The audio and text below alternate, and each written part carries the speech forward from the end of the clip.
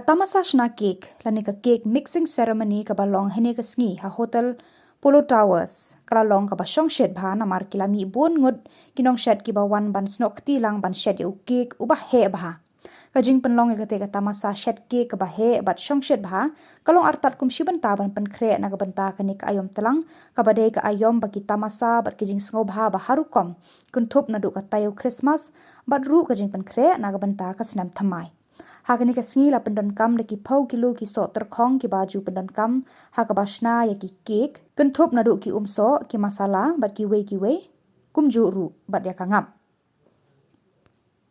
na kalyang chairman ka Hotel Polo Towers u Kishan Tibrella ulong ba kani ka senjam ba ki le kalong ban penpriang ya ka Khubor ka jingkemen bat pensa kan mau na ka banta ki tu kinong wan kai hakani ka jingpynkreh ya ka samoy le kemen hakani ka Jylla. This cake mixing ceremony is a tradition old ceremony which is practiced all over the world.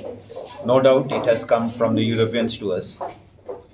And they do it because the spices and all the spirits which are used for soaking the dry fruits, it seeps into them.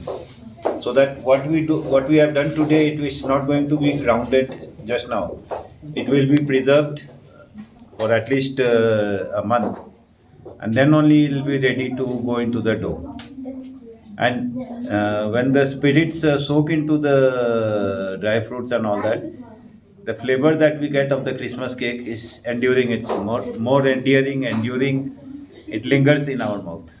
So that is the whole idea about it. And to involve our friends and relatives into this is, of course, to make it a community affair, which was done as a community affair earlier. Now, okay, commercial establishments are doing it, but earlier it was definitely a community affair.